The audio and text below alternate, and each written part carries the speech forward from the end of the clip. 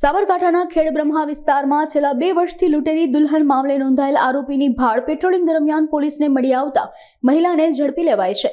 મહેસાણા વિસ્તારના ચંદ્રસિંહ ઝાલાને ખેડબ્રહ્માના દીઘથલી વિસ્તારની કિરુબેન નામની મહિલાએ લગ્ન માટેની લાલચ આપી મંદિરમાં લગ્ન કરી 5 લાખથી વધારેની કિંમતના સોના ચાંદીના દાગીના લઈ ફરાર થઈ જવા મામલે ખેડબ્રહ્માના ખેરોજ પોલીસ મથકે 2 વર્ષ અગાઉ ફરિયાદ નોંધાઈ હતી।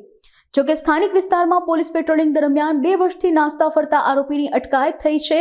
સાથોસાથ લૂંટેરી દુલ્હનની મામલે નોંધાયેલી ફરિયાદ અંતર્ગત મુખ્ય આરોપીની અટક કરી વધુ તપાસ હાથ ધરાઈ છે। હાલ મહેરબાન ગાંધીનગર રેન્જ સાહેબ શ્રી વીરેન્દ્રસિંહ યાદવ સાહેબનાઓની નાસ્તા ફરતા આરોપીઓ પકડવા બાબતની સ્પેશિયલ ડ્રાઈવ ચાલુ હોય જે અનુસંધાને સાબરકાંઠા એસપી શ્રી વિજય પટેલ સાહેબના હોય તથા ઈડર ડિવિઝન શ્રી સ્મિત ગોહિલ સાહેબના હોય વધુમાં વધુ નાસ્તા ફરતા પકડવા માટે સૂચના આપેલ હોય જે અનુસંધાને ખેડબ્રહ્મા પોલીસ સ્ટેશનની ટીમ ગઈકાલે પેટ્રોલિંગમાં હતી। તે દરમિયાન દીઘથલી ગામે ખેરોજ પોલીસ સ્ટેશન ગુનાની લૂંટેરી દુલ્હનના ગુનામાં છેલ્લા 2 વર્ષથી નાસ્તી ફરતી આરોપી કિરુબેન લક્ષ્મણભાઈનાઓ પેટ્રોલિંગ દરમિયાન મળી આવતા તેઓને ખેડબ્રહ્મા પોલીસ સ્ટેશને લાવી અને આગળની કાર્યવાહી કરવામાં આવેલ।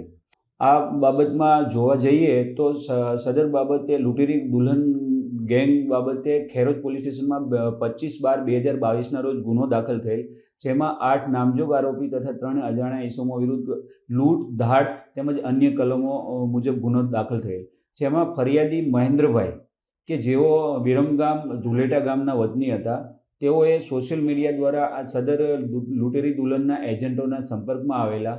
તે બાદ તેઓને સોશિયલ મીડિયા દ્વારા છોકરીઓના ફોટા મોકલવામાં આવેલા અને તેઓને મટોડા ગામે મંદિરમાં બોલાવી અને છોકરી દેખાડવામાં આવેલી હતી।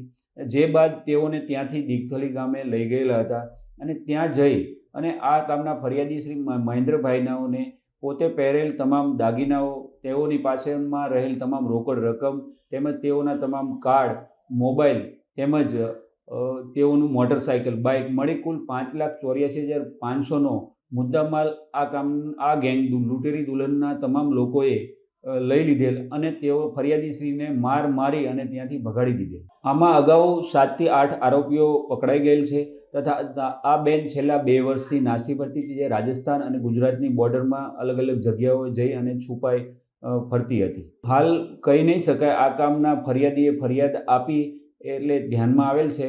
આવા ઘણા બધા લોકો હશે કે જે આ રીતે સંપર્કમાં આવ્યા છે અને આ ભોગ બનેલા હશે।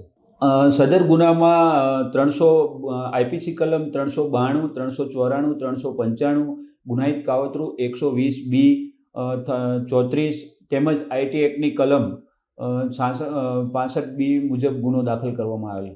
આ કામની જે પકડાયેલ બેન છે તે છોકરીના માનો રોલ કરતી હતી અને તે અલગ અલગ છોકરીઓના ફોટા સોશિયલ મીડિયા દ્વારા એજન્ટો થ્રુ બતાવતી હતી અને બાદ તેઓની જાળમાં ફસાવી અને અન્ય લોકો તેનો કોઈ પિતાનો રોલ કરતા કોઈ કાકાનો રોલ કરતા કોઈ એ રીતે બધા અલગ અલગ રોલ કરી અને લોકોને ફસાવતા હતા।